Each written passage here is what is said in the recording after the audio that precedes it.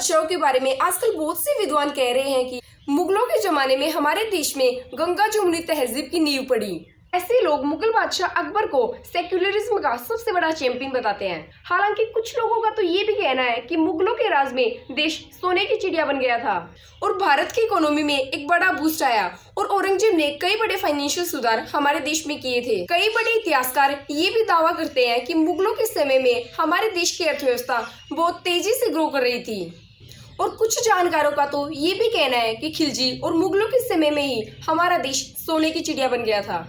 जबकि सच्चाई तो ये है कि गुप्त साम्राज्य में भारत की जीडीपी यानी ग्रॉस एंड डोमेस्टिक प्रोडक्ट दुनिया की जीडीपी का 30% था और औरंगजेब के समय यानी 1658 से 1707 के बीच भारत की जीडीपी दुनिया की जीडीपी की 22.5% थी और गुप्त साम्राज्य औरंगजेब के समय से करीब 1300 वर्ष पुराना था। यानी एक तरीके से मुगलों से बहुत पहले से ही भारत एक वैभवशाली राष्ट्र बन चुका था। सच्चाई तो ये है कि जब वेस्टर्न देश इंडस्ट्रियलाइजेशन की तरफ अपने कदम बढ़ा रहे थे तब औरंगजेब जैसे बादशाह हमारे समाज में सांप्रदायिक जहर घोलने की कोशिश कर रहे थे।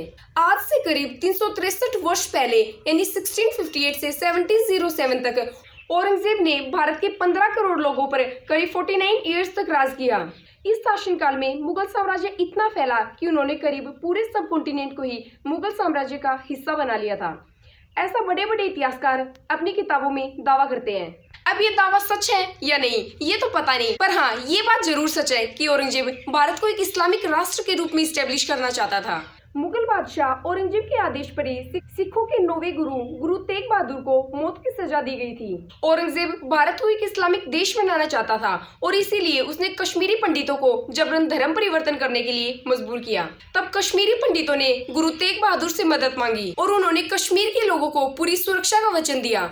इस बात से औरंगजेब इतना क्रोधित हुआ कि उसने गुरु तेग बहादुर को बंदी बना लिया और फिर उनके शिष्यों को उनके ही सामने जिंदा जला दिया और उसने गुरु तेग बहादुर को इस्लाम अपनाने के लिए भी कहा। लेकिन जब गुरु तेग बहादुर ने मना किया तब औरंगजेब ने 11 नवंबर 1675 को उनका सिर कटवा दिया। आज से करीब 350 वर्ष पहले दिए गए इस बलिदान के बारे में शायद आपको पूरी जानकारी ना हो।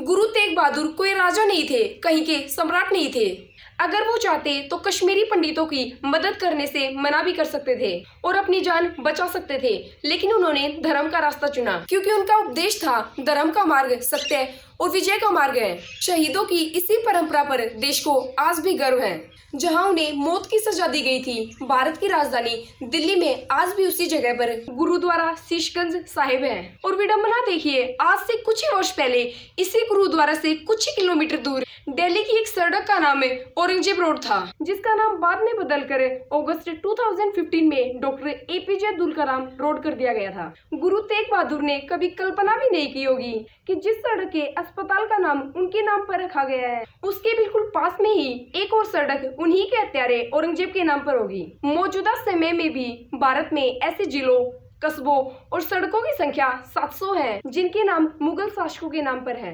इनमें 61 स्थानों के नाम पहले मुगल शासक बाबर के नाम पर है जिन्होंने राम मंदिर तुड़वाया था।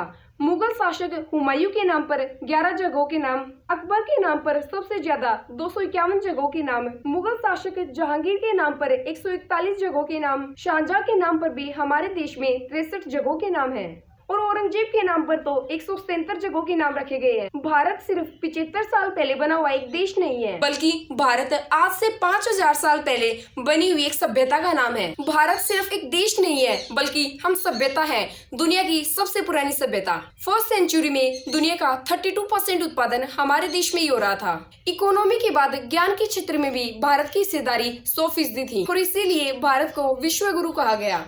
इसके बाद भी हम इस देश का निर्माण करने वाले महापुरुषों का सम्मान करने में काफी पीछे रह गए। हमें अपने असली नायकों को पहचानना चाहिए और उन्हीं का सम्मान करना चाहिए। जय हिंद, जय भारत।